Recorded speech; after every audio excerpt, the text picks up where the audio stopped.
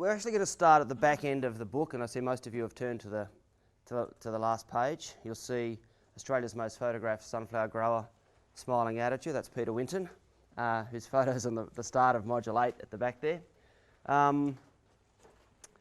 The reason we're starting at the tail end of the book is that if we don't have good marketing for our sunflowers, if we're not connected with the end users, those people who are actually buying the oil and the meal, then we don't have a market.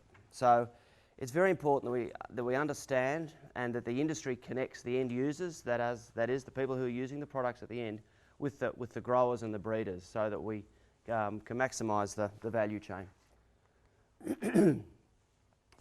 The simple way of sunnies is the four-step successful guide. Take out a hectare contract for 100%, plant the sunnies, go to the beach, and come home and harvest the crop. If only it were all that easy for a summer crop.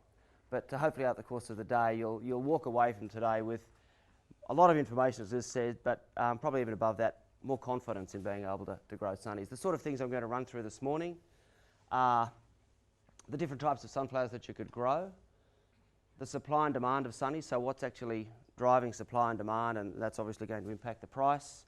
So it's cover on pricing. We look at the different sales options, so what are the different contracts you can take out in marketing your sunflowers. Have a quick look at the AOF standards, AOF being Australian Oilseeds Federation, so we set the trading standards in conjunction with industry. Testing and sampling, which is an important part of the whole thing. Have a look at who are the main buyers of sunflower seed, who your marketing options are with, and then Liz will finish off with a gross margin exercise just as a case study, take it through. So the nutritional aspects, now when we talk about nutrition, when I talk about nutrition, I'm talking about human nutrition, not so much plant nutrition. So really when we look at sunflowers, very, very important oil in the human nutrition because it's high in unsaturated fat. So if we look at something like palm oil or tallow, high in saturated fat, not good for you. Very clear link between the intake of saturated fat and heart disease, and elevated blood cholesterol and related impact on heart disease. So sunflowers high in unsaturated oils, and there are two types of sunflower variety, a number of different varieties, but there are two main types, and they deliver different types of unsaturated oils, polyunsaturated and monounsaturated. We'll talk a little bit about that. The polyunsaturated oils are what's called linoleic acid. So those who've had a bit of experience in sunnies, you've probably come across that term. Maybe you've had some seed or analysed and the linoleic acid level isn't high enough. Well, that's what we're talking about. We're talking about the polyunsaturated fatty acid, and that's very important for human nutrition because your body can't make that. The only way we as human beings get this essential fatty acid, and that's why it's called essential, is through eating nuts and seeds. So primitive man obviously used to get his linoleic acid through literally nuts and seeds. Hunting and gathering. Today's diet, we get our linoleic acid through things like margarine, cooking oils, a handful of nuts when we do eat them, things like mayonnaise, other products that might contain linoleic acid. Sunflowers are also very high in vitamin E. So, said there, a quarter of a cup of sunflowers provides about 90% of your daily intake of vitamin E. Fats and oils is the major dietary source of vitamin E in the Australian diet. So as people have actually reduced their intake of margarines over the years, so too they've reduced their intake of vitamin E. Vitamin E is actually very important for helping to metabolise calcium for stronger bones. So you can take all the calcium you like in your life, but if you're not getting enough vitamin E, it's actually not going to be deposited strongly enough into your body. So vitamin E, very important source of vitamin E. Also, when we look at the meal of sunflower, it's got protein, and what distinguishes sunflower meal from some of the other meals is very high in fibre as well. So for some stock feed, particularly for horses, a valuable source of stock feed.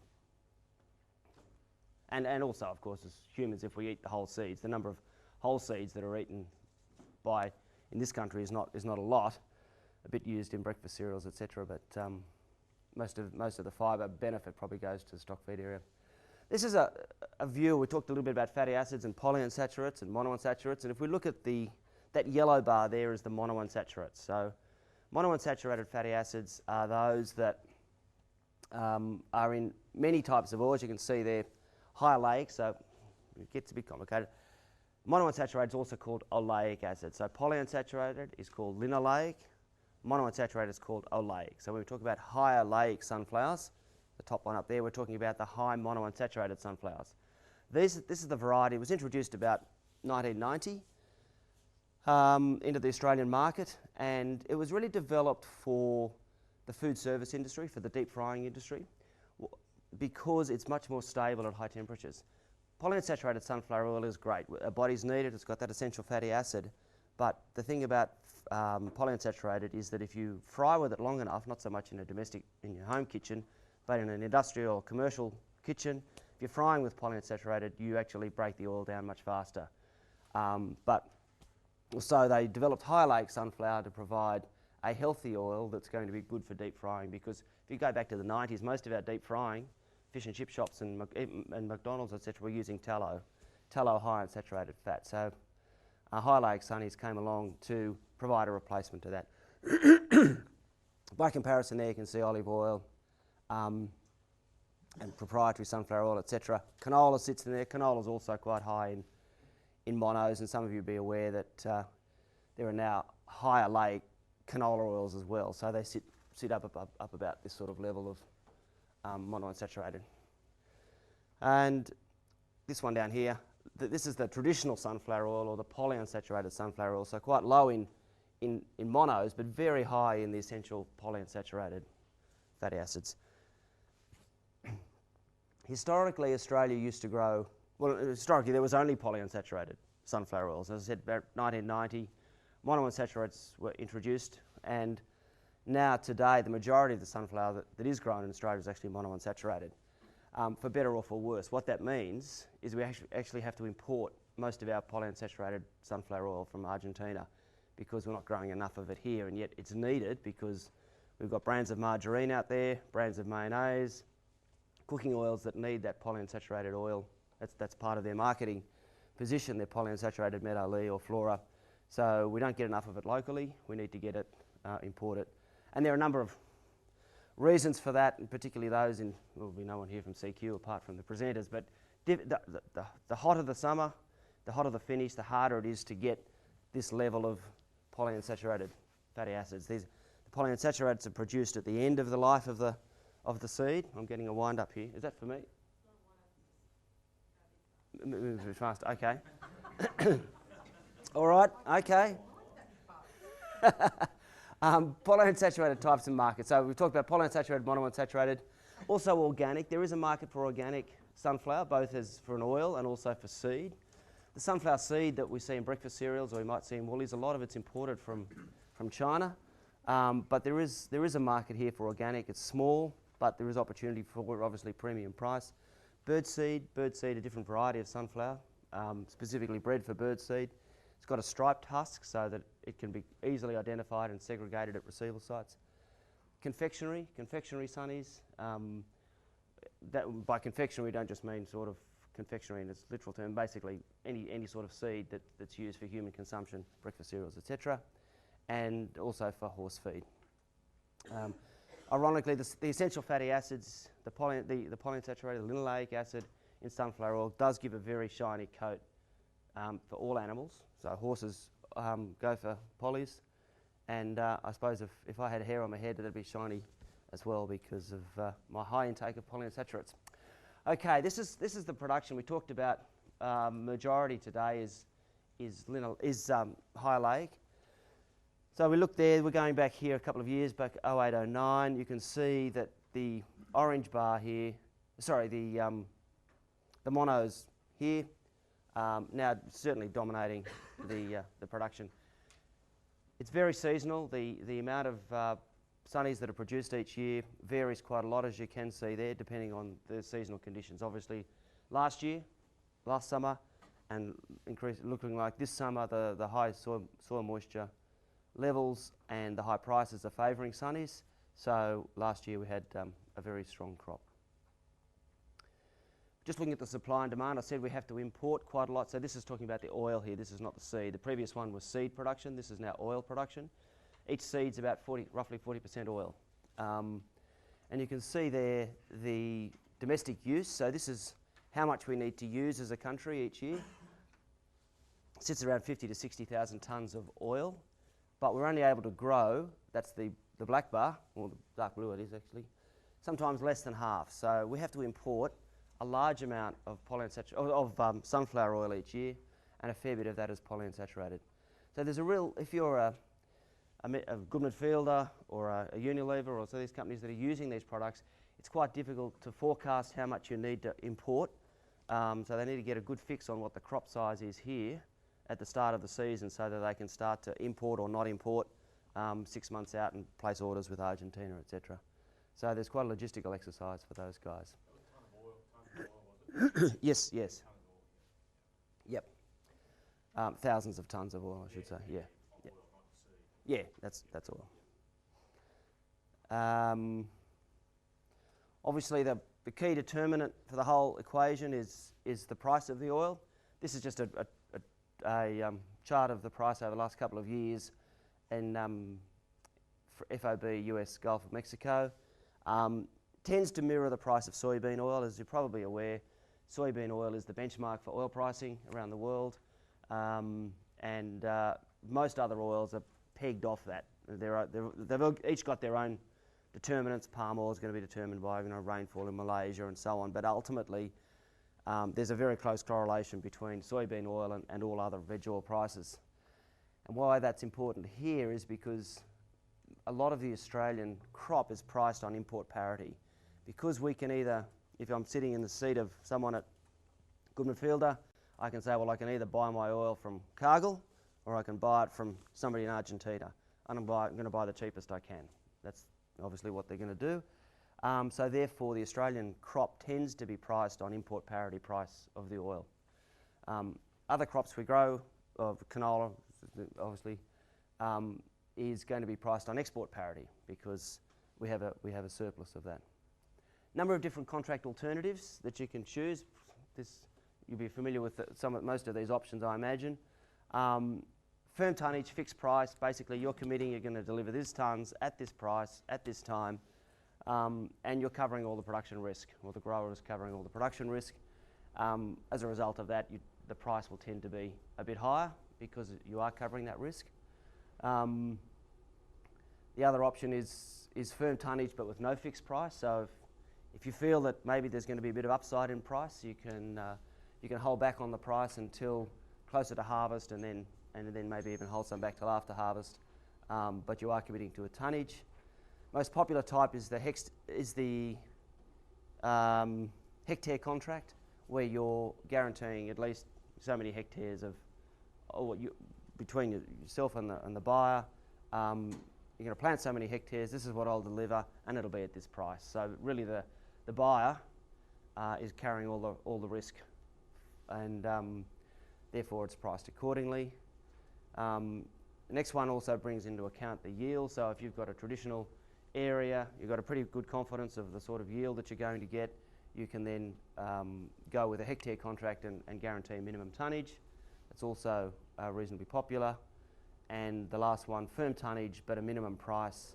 So I'm going to guarantee this much tonnage at least at this price, and then the opportunity to negotiate for upwards. So these are detailed.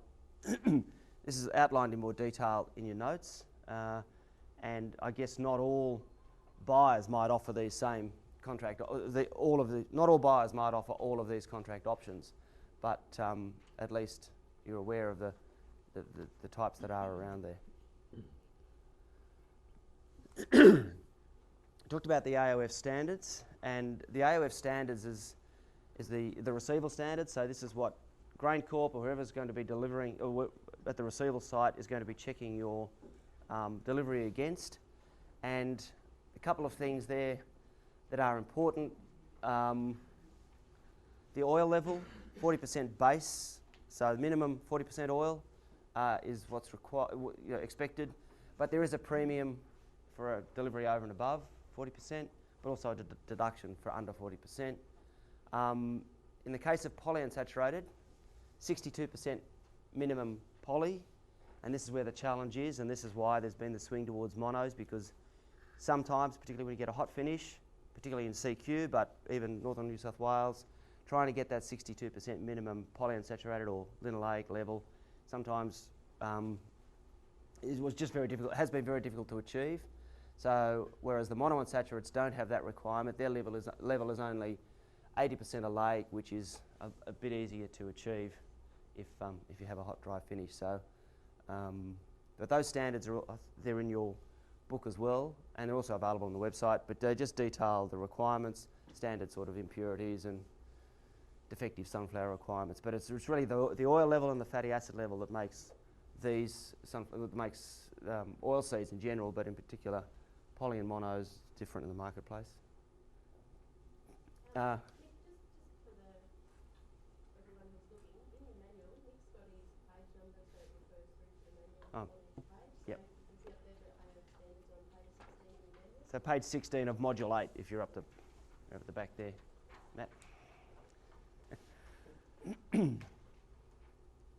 Test weight. Your test weight is something that's unique to all seeds as well. At least I know it doesn't apply to all grains, but certainly we talk about 33 kilograms per hectolitre. The reason that's used as a measure, just so you're aware, is that once the seed starts to get lighter than that, that means that the fats in the oil, or the oil in the seed is starting to break down. So it could be that the seed has started to germinate, if it's been a wet harvest, too much moisture around, or if it's old seed, so the hectolitre weight will be below 33. So there's a correlation between the hectolitre weight and the quality of the oil in the seed, and that's why that's used as a measure at receival. Sampling is important. Before you make a delivery, if you can have the opportunity to send a sample of seed away to be analysed to GrainCorp or whoever might be doing it, you minimise the risk of rejection on delivery. So what you're doing is sending it away to measure the oil content. It's not the sort of thing you can really do at home. And you're also measuring, if it's polyunsaturated, you're sending it away to get the fatty acid profile checked just before you make that delivery. So you know where you're standing. You don't end up with a truck coming back to you full of sunflower seed. Particularly if you're doing niche markets, and I guess the polyunsaturated market is probably almost a niche market these days. And of course, by doing that, you've got some reference samples in case of disputes. So you've got your own retained samples and a certificate of analysis of that particular load that you can use in case there is a dispute. Having said that, certainly GrainCorp and most of the receiver places have got good laboratory procedures and accurate measures for their testing. We actually have a testing procedure around the country where we cross-check all the labs. The AOF cross-checks all the labs and run a program to make sure they're all using the same methodology and they're getting the same results from a reference sample. Sampling, the actual method, the way you sample is very important. The spear is the best. This is detailed in quite a bit more detail in the book about how to undertake the best sampling. But you just to, I guess, reiterate the importance of taking your own retention samples and getting some analysis done. The sort of people who might be interested in buying sunflowers, Cargill is the traditional major buyer. Sometimes the Narrabri plant does sunnies. I don't think it's done it for a while. It's usually cotton, but the Newcastle plant certainly does. Cootamundra Oilseeds down at Coota, they, particularly for the organic style of sunflowers, they've got an organic plant down there. But they'll basically they're very flexible plants, so they'll do anything. Riverina Oils and Bioenergy, I'm not sure if you're aware, but down at Wagga there's a new entrant into the marketplace. They haven't actually started the plant yet, but it's well and truly coming to conclusion of production. It probably will be commissioned this season, but I imagine they're going to commission it on canola because there's going to be a lot of it around and they can probably afford to screw it up a bit with canola. But then for next season they'll be ideally, hopefully, running with sunny as well. But they're looking to have a multi-seed intake of saf, sun, canola, soy. So that'll be a new entrant probably at the end of next year. Riverland Oilseeds at Namurka. They haven't done sunflower for a long time if they've ever done it, but this year a lot of sunny's been grown along the Murray for the first time in probably 10 or 15 years, so they at least have the capability of switching over to sunnies. AP crushing at Maitland, Atlantic Pacific Foods, small crush plant, but may be an option for sunnies. They obviously need a critical mass to be able to, AP would normally be doing, they do cottonseed and also canola, but to change over to sunny, they obviously need a critical mass to do it. So they're not going to do it for, 500 tonnes, but they might do it for 5,000 tonnes, and it might be a week's production run for them.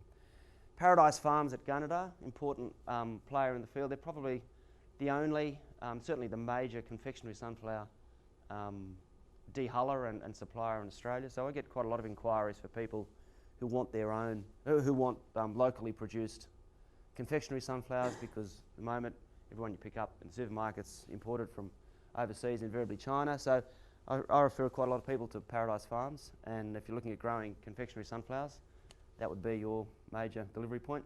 Adams Australia, they don't crush, but they might contract production. They certainly have in the past, and then they'll put it through Cargill or they'll put it through Cootamundra. Devexco International also uses, is a buyer of sunflower oil. The bottom two, I think, have stepped out of the market in recent times. They're more interested in polyunsaturates and organics, but then nonetheless, range of options there.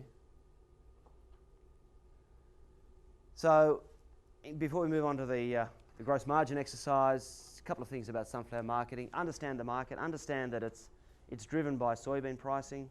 If you've got access to that sort of information, just get a bit of a feel for what's going on pricing-wise. I know the major buyers will list their prices delivered Newcastle for sunnies. Understand what's driving it. Look at the contract options to minimise the risk, particularly if you're not a regular sunflower grower and this is something you want to experiment with.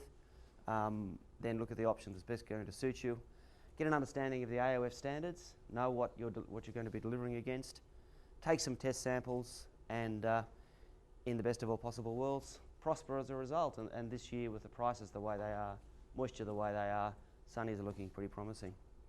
And I guess to demonstrate that, I'll just hand over to Liz, who will take us through a gross margin exercise outlining, with today's prices based in this part of the world, what it might look like for sunnies.